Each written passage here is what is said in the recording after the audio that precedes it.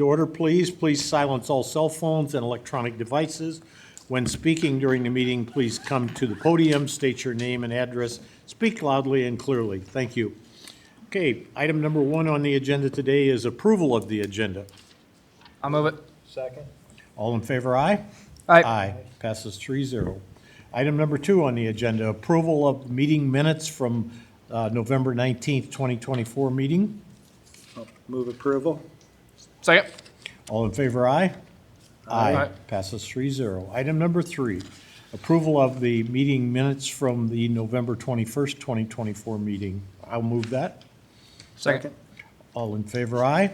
Aye. Aye. Passes 3-0. Item number 4, approval of claims, and I would call on Shane Albrecht for that, please. Mr. Chairman, there's 4 claims this month. First one's a bill from Frederickson and Byron Law Firm for $20,680.68. The next one is Pay App 36 from Hausman Construction, the amount of $17,504.70. And a reminder to everybody that gets the contract 100% paid, minus any change orders. That's all the base contract work. And we did approve that actually last time, but this is the official claim coming through. The next one is a bill from Baker Group for $350, and that's the finish up of the FOIA request. That bill had been submitted for quite a while, and that's the Journal's FOIA request from Caitlin doing that thing. Where they gave us the money, then we had to give them a refund back, but the bill for the Baker Group had just never been paid. The final one is the split with the county for the Allers and Cooney law firm for the stuff looking at the joint sharing stuff that you guys did and the work on the lease that you did together. You split that with the county, so that's $54.75. Grand total this month that you're approving is $38,590.13. I'll move it. Second. All in favor, aye? Aye. Passes 3-0. Thank you, Mr. Albrecht. Item number 5 on the agenda is our financial report, and I would call on Michelle Scaff to please provide that to us. I'll move to receive. Second? All in favor, aye? Aye. Aye. So in the financial report, there's been no change in the taxable bond fund. The miscellaneous revenue, we have $55,729.75 in expenses, which is broken out on the second page, which includes the approved claims from last week from the Baker Group, Frederickson, UMB Bank, and Socotec Advisory. And on your debt service, you'll see the revenue and expenses are the same. That is the interest for the 2 GO bonds and the reimbursement from the county in the same amount. And the LEC maintenance fund, you'll see the $200,000 of the annual, semi-annual payment to the maintenance fund, as well as some interest that was accrued on that fund. Very good, thank you. Yep. Any questions? Comments? Okay, very good. Item number 6 on the agenda is discussion and action regarding the letter from Woodbury County Attorney for the AV workroom. I'd call on Shane Albrecht for comments on that, please. Yeah, Mr. Chairman, there's a letter from James Loomis dated, I don't see a date, sorry. Basically, he's asking for a room that was originally intended to be used as an AV room. After discussion with the staff, they did not need such a room. Rather, the best use for the room would be a law library, since no one had that plan for the office. So he's formally requesting to allow the removal of countertops and underneath cabinets for the rooms to put bookshelves into the space, to make it a law library. Any questions or comments? And Kenny Schmitz and his staff will be taking those covers and countertops out, is that? They have been already. They have, already, okay. And yep. then the bookshelves, will that be The provided by the? The bookshelves were already purchased. Oh, okay. They just were not in a very good space. Some of those were located in the hallway and stuff, so They've moved them into a very organized space around that room. Sure. That work has been done. Oh, okay. Can we reuse the countertops and, Kenny has that stuff in his maintenance area. I can't speak to that. I know okay, the cabinets and stuff are all sitting right now in the water room, last I checked. okay. Thank you. Yeah, I'm fine with that. It's their space, so I'm glad that they're gonna utilize it the way that best fits them, so I would move approval of that. Second? All in favor, aye? Aye. Passes 3-0. Thank you. Item number 7, information and update on the LEC project. And again, I would call on Shane Albrecht from Baker Group, please. So, we're working through final completion stuff as we've been talking about. We're roughly down to the grass that's outside, that's never gonna be able to be done until springtime. We'll know it's actually seeded and germinating the way it's supposed to. Some paint on flagpoles that has to be accepted. Some paint on the secure fence that's not acceptable right now, and we've told them that. We're waiting for the seismic bracing stuff to get done.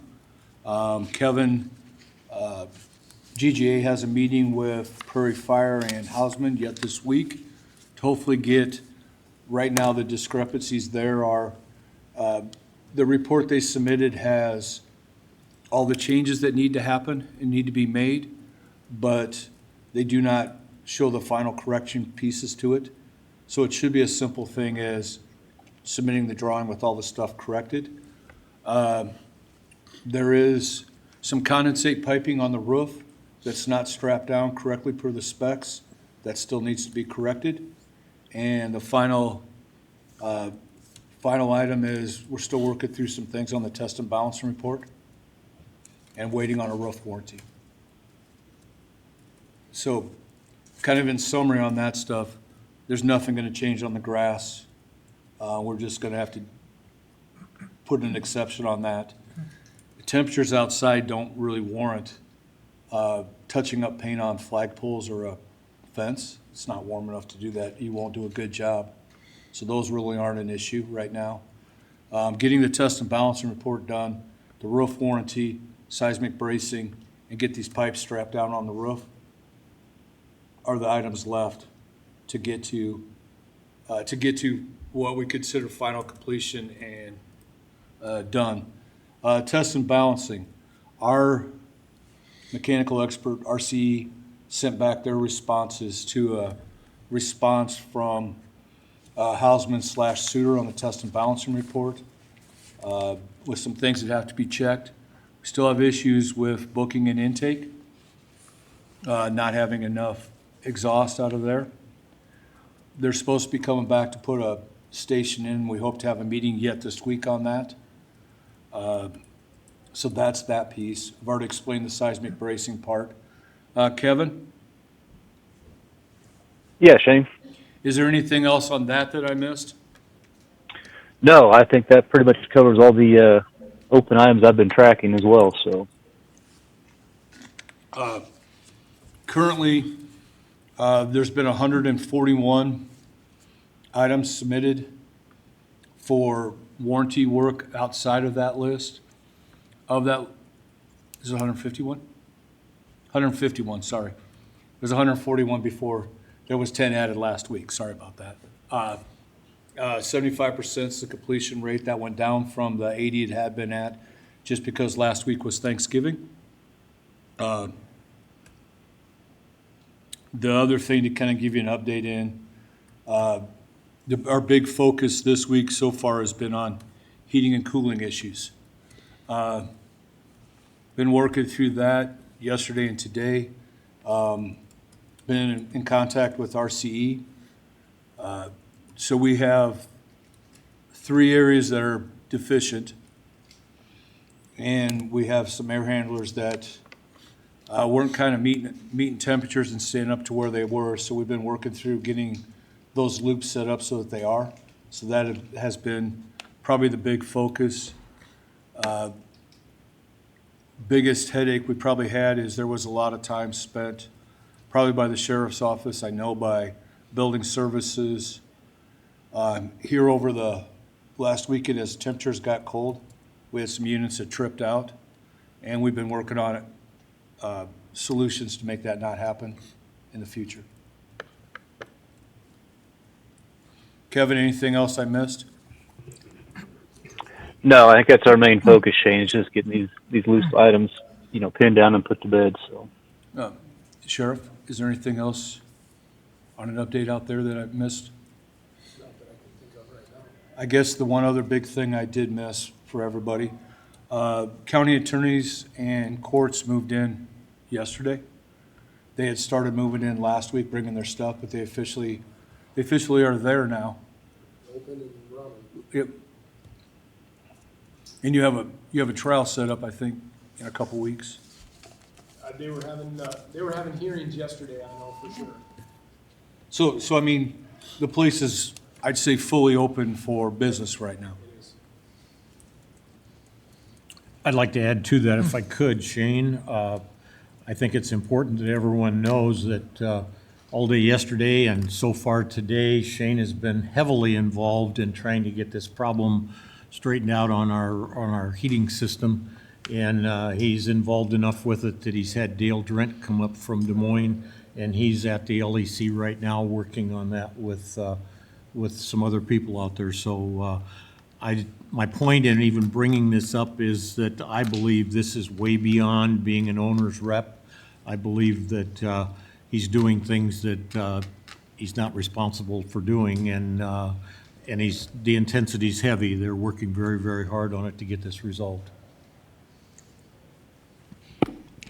On the testing balancing, Shane, I think you said last time they were gonna do like some smoke tests or whatever to see if there was leaks in the ducts. Have those been conducted or? That is not, that's part of what is left. Oh, okay, sure. There's some pushback from Hausman and Suter on the duct leakage part and some of that stuff. And that's what we're trying to get ironed out so we can tell them what they have to do Sure. to get it done. And Corey's writing a response to their response. Okay. And then the seismic bracing, so there are some things that they have to do on that. Yes, and as I said, Kevin has, GGA has a meeting with Prairie Fire and stuff to get that done. I think it's scheduled for yet this week, right, Kevin? Yeah, I think we're just waiting on confirmation, still from Hausman and Prairie Fire, just a date and time. But yeah, we've got engineers ready to jump on the phone so we can get this resolved, get that submittal taken care of, because this is like the 5th or 6th time they've submitted this that's not been approved. So yeah, we just want to help them get there and get this thing, the information we need to pass along to you all. So. Okay, anything else? Hearing none, we'll move on to item number 8 on the agenda, which is public concerns.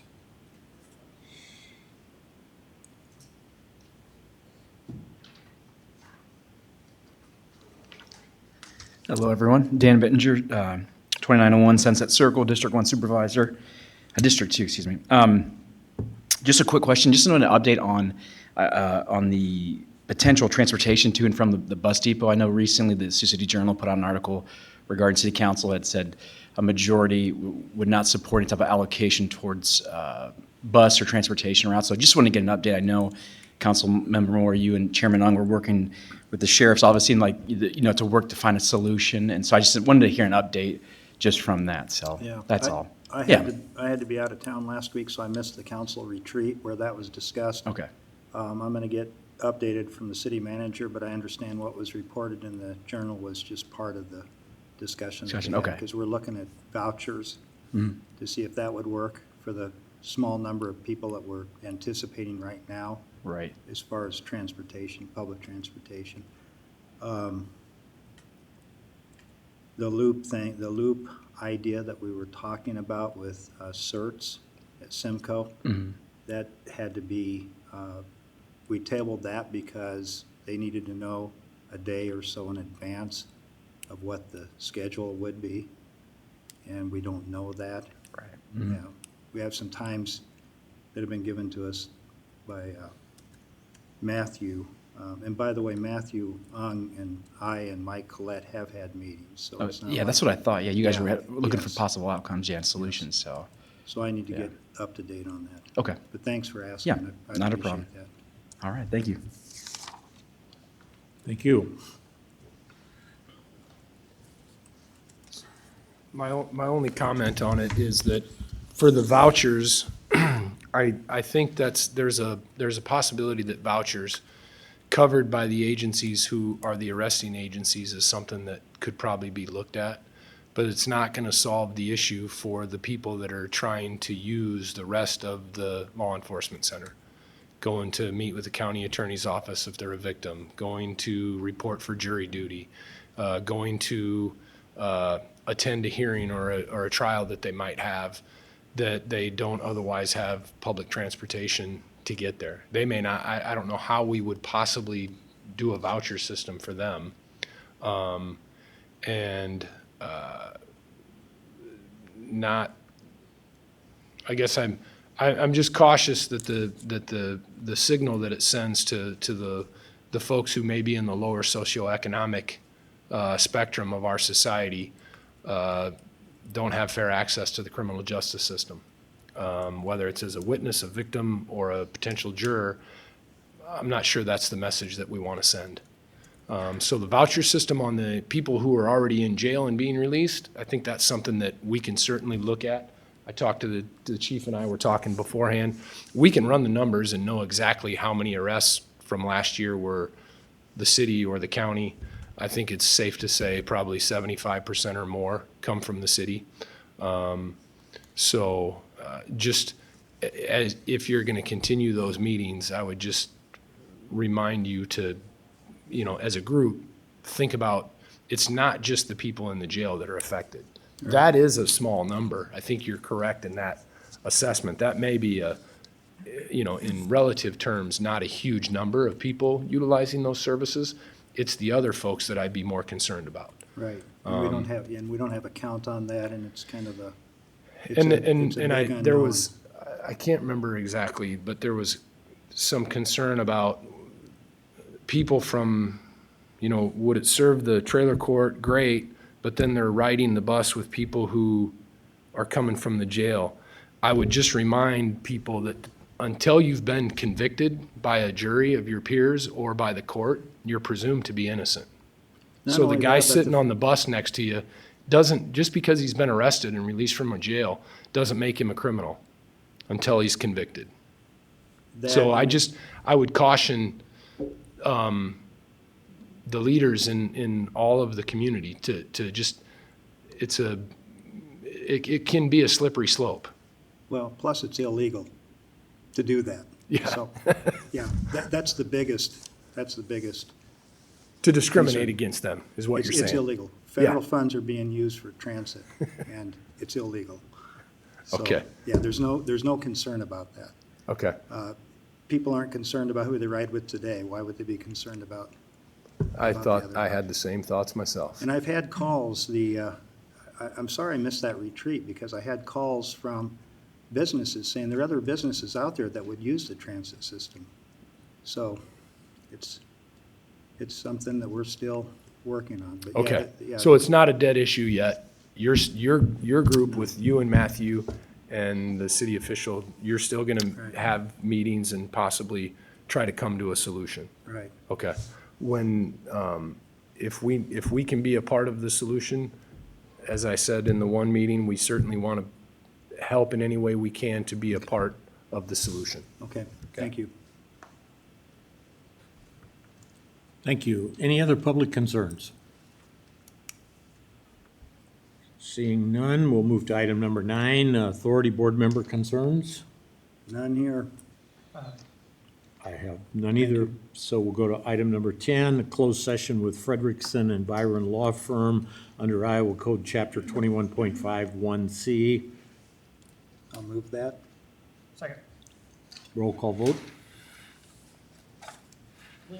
Aye. Moore, Aye. Nelson,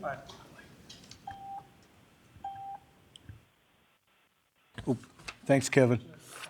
All right, thanks, guys.